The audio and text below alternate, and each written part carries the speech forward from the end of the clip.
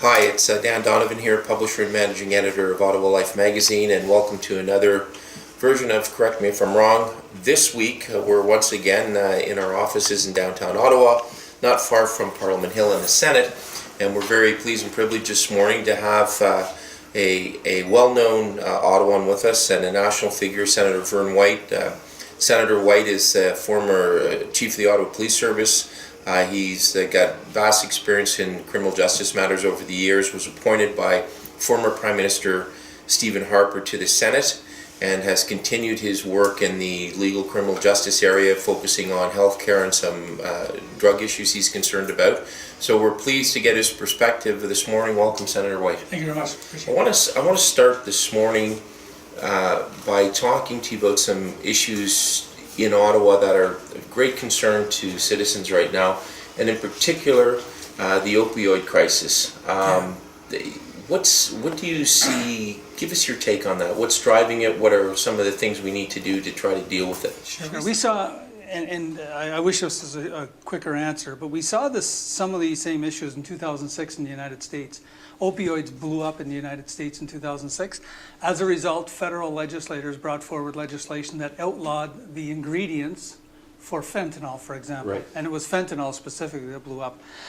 We didn't see it here happen until a few years ago, and it started in the West. So British Columbia, Alberta. In the last 2 years, over 2,000 people have died in British Columbia and Alberta from fentanyl overdoses. Do we not see it here? What was the reason for that delay? It's Did this come to Canada later? Is that how it works? Yeah, it came here later, and it's not unusual because of BC Bud and the trade between one type of drug for another drug that it occurs in British Columbia. We saw it with crystal methamphetamine about 7 years ago as well, or 8 years ago. We saw it with crack cocaine about 9 years ago. So it's not uncommon that it happens in the West and comes east. Sometimes, like crystal meth, it doesn't really gain ground in Ontario for some reason. We were lucky that we didn't see the crystal meth issues BC and Alberta saw. But when it came to fentanyl, it's a different story because it's not being sold as fentanyl. The challenge we have with fentanyl is that it's being sold as everything but.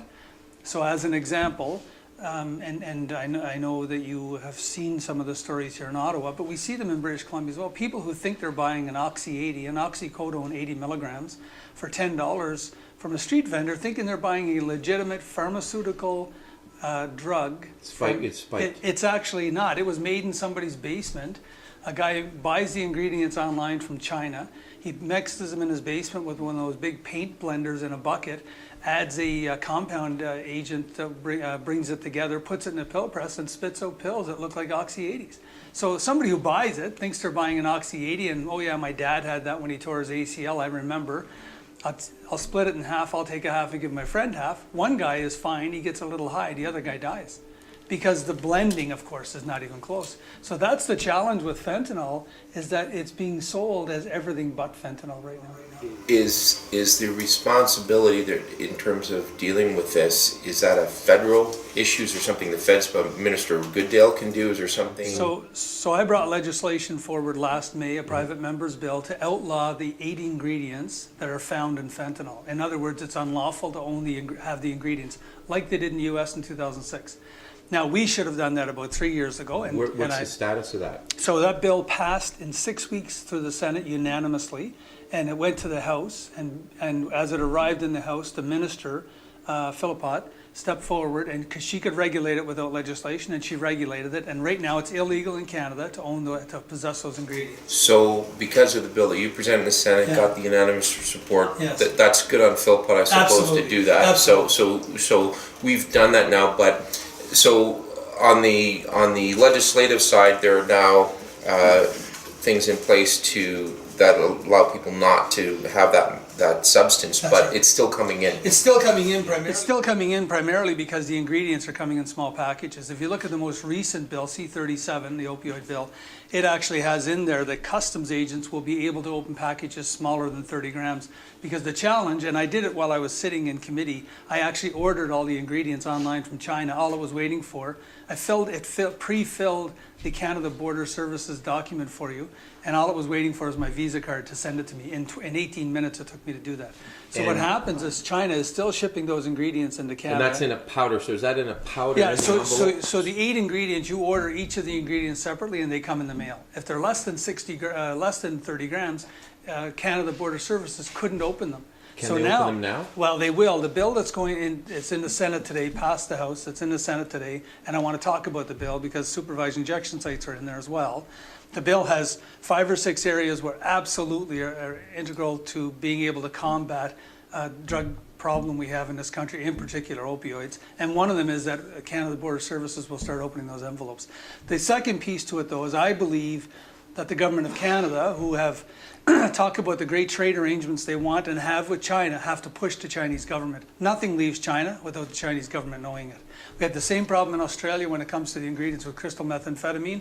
I was in Australia a year and a half ago. I did a report down there on crystal meth, and I said the same thing. The government has to, government to government. But can the Chinese government actually manage controlling every piece of mail that goes out? Nothing leaves China without the Chinese government knowing it. This is being manufactured in plants. It's not only coming to Canada. It's going around the world, the ingredients, because they're used around the world. Fentanyl is not only a problem in Canada. It's a problem in the U.S. Have and other you, countries. as a senator, any of your Senate colleagues, any of the MPs in the House that you know of, the Minister of Foreign Affairs, have they talked to the Chinese about this? Have you talked to the ambassador about this? I don't know if they have talked to the Chinese government about this, but I have raised this with the ministers personally. And what do they say?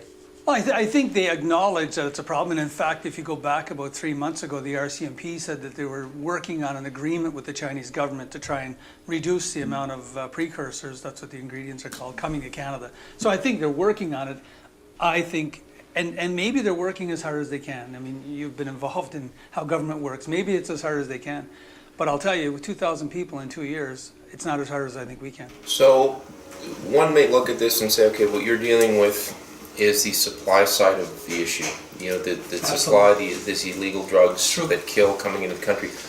What do we do on the demand side? There's a demand for this. How do we... Well, but that's the challenge. Unlike other drugs, and I can talk about others, when it comes to fentanyl, the demand is actually not what you think. People aren't out looking to buy fentanyl. No, they're looking to buy opioids. They're looking, well, or in the case, one case, crystal meth. North Dakota was marijuana. Yeah. Was sprayed with it, right? I mean, so are we not sending a contradictory message here? On the one hand, we're talking about these serious issues that are causing thousands of deaths. This is increasing our policing costs, our Canada Border Security costs. Then on the other hand, we're about to legalize marijuana. At the same time, we haven't talked about the elephant in the room with that, which is public health and safety standards for people who are under the influence of marijuana, driving trucks and cars and working in that. That's not been dealt with. Then, on the other hand, we have things like that happened here in the Sandy Hill Community Center, where we're opening safe injection sites. So I mean, you throw a lot on the table, right? But do you see the contradictory nature of all of this from a Policy perspective? I mean, look, I would not have legalized marijuana. But let's be honest, the government ran on a platform, and one of the pieces of that platform was to legalize marijuana. If they regulate it, and they have a former police chief, Bill Blair, who's managing it, if they regulate it, they will argue that they will take away illegal marijuana off the streets, and as a result, they will be able to control what is in the marijuana. I'm not arguing for that. I'm telling you what they will argue. That's what they argued to me when I spoke out against legalizing marijuana. I do think we should have decriminalized. Nobody wants a 17-year-old kid charged criminally with marijuana. I don't know a police chief who wants it. I don't know a cop who wants it. And to be honest with you, I never saw those charges. They weren't happening. Mm-hmm. You know, in fact, if you went into a park when I was the chief and saw two people drinking a beer and 2 guys smoking a joint, the joint probably got heeled into the ground because the paperwork was crazy. And the 2 guys with a bottle of beer got a fine each, right? That's where we should have gone, is to a ticketing scheme from my perspective. Okay. But we didn't win the election. So the Liberals win the election, and this is one of their platform pieces. They have the support of Canadians to legalize marijuana. If they go to a strong regulatory system, I do not support the dispensaries that are, and I was extremely pleased yesterday with the fact that the police across Canada, including Vancouver, have started shutting these down. They're not legal. And if anybody thinks they're trafficking marijuana that's being grown legally, they're wrong. It's not that these medical marijuana places are selling marijuana to these dispensaries. They're not allowed. This is supporting organized crime. That's where this marijuana comes from. Agreed, but you understand there's a contradictory message here. I mean, on the one hand, they're leaving the impression that this is about to be legalized. Yeah, and it will be, I guess. And then so these businesses sprout up, and then they say, well, follow the law. you know, they tell the police to follow the law, follow the legislation, follow the criminal code. So then the police go and lay these charges, but then some Crown prosecutors are going, well, by the time this gets into court, this law is going to be through, so why would we do this anyway? Because it'll still be illegal. I mean, alcohol has been legal in this country even during Prohibition in Canada for decades. I'm from Cape Breton. I've seen the moonshine business go through. there, yeah. Never was it legalized. Yeah. Never did the police turn a blind eye. They continuously targeted that. So realistically, if it's a regulated regime, what's happening today is unlawful, and it'll be unlawful then. What about, let's just pivot for a second. I'd like to talk to you about the Sandy Hill safe But injection I'll talk sites. about supervised injection Yeah. sites. Nothing safe about an injection Right, site. agreed. So here's the challenge we're facing, is that what happened in East Hastings caused the development of supervised injection sites. I mean, we had people dying of heroin overdoses in the late 90s. One a day were Yeah. dying in one area, right? I still wouldn't have agreed with them going to where they went to, but I understand why they went there, even though I wouldn't agree with it. We don't have an East Hastings in the city of Ottawa. It's not here. So the suggestion that Ottawa is East Hastings or Vancouver is false. The second part is, and you may not know this, but at least 6 places in this city today prescribe opioids. Did you know that? No. Today, 6 places. Right now, you can walk in and you can get an opioid prescription, methadone. It's an opioid. And in fact, it's a replacement What drug. do you need to get that though? You need a doctor's prescription. So let me walk through this. So the reason you don't know about it is because there's no criminality involved. There's no crime, there's nobody breaking into cars to steal things to get the money to buy methadone. There's no drug dealer outside selling methadone. It's an addict walking into a medical facility, getting a prescription, and being given an opioid to replace the opioid they're addicted to, right? Right. That I can live with. We don't see the criminality. We don't see the issue outside of those facilities. We don't have people breaking in the cars. In fact, the methadone clinics in Durham region, many of the people working there or that were going to methadone clinics had very good jobs in many of the industries that every one of us take for granted. My issue with it is never should a supervised injection site include an illegal substance. Never. Well, that's the government paying for an illegal substance to shoot poison into someone's arm. Is that not? It's paying for this. We're paying. Here's the irony of what I notice Sure. is we're paying for addicts to shoot this government-provided poison into their arm. I'm talking about the fact that the public healthcare system provides the needles and the other tools. Yeah, I see what you're saying. Yeah. We provide that to this clinic to $2 million a year. We don't provide needles for people with diabetes. But even then, here's the bigger picture. Even beyond that, is here's what a drug addict living on the street is committing 4 to 8 crimes on average per day to satisfy their addiction. Right. So we have 4 to 8 victims for that one addict, and I'm the first to tell you they're medically ill. I believe Absolutely.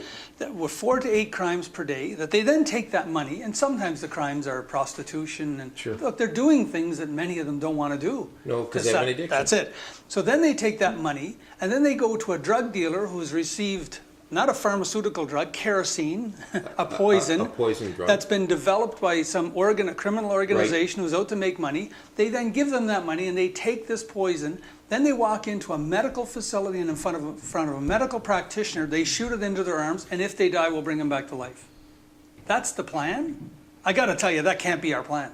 That is one. Well, so the alternative is that addict doesn't commit 4 to 8 crimes per day, doesn't buy something off a drug dealer who got it from a criminal organization who made poison in their basement, but instead walks into a medical facility and based on their needs and a doctor prescribing, and I don't care what they prescribe to be honest, the doctor will make a medical decision and prescribe whatever they believe that individual needs to keep them alive. Go ahead and do that. So Give why them don't we do treatment. So that's what I will be suggesting on this bill in the Senate. And what is the status of that? So the bill was sent to committee yesterday. It'll be in committee in 2 weeks' time, and I'll be bringing forward an amendment to state that supervised injection sites will exist only to provide medical treatment from doctors, and that can include whatever medical treatment a doctor deems necessary. Do you sense you have support from that across party lines? I may not have support from that in my own party. Okay. To be fair, I think many people in the Liberal Party understand what I'm talking about. I'm talking about a medical treatment center. Does Bill Blair support this kind of thing? I would suggest that Bill Blair would support that. I would suggest Gwen Boniface would support that, who's also a Liberal appointed senator.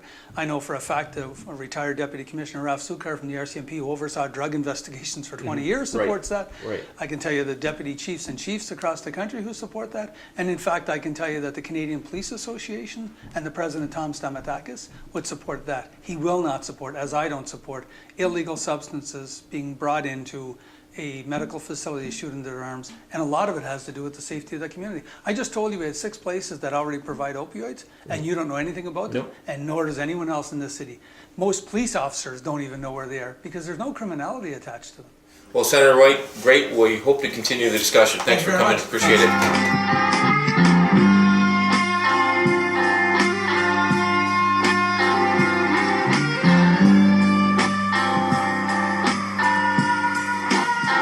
You know I smoked a lot of grass. Oh Lord, I popped a lot of pills.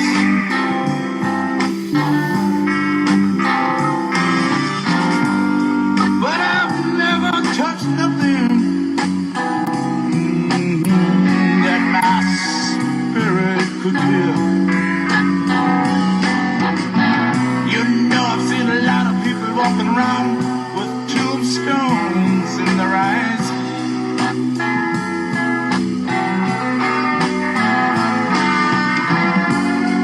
But the butcher don't care. Oh, if you live or if you die. God damn, the pusher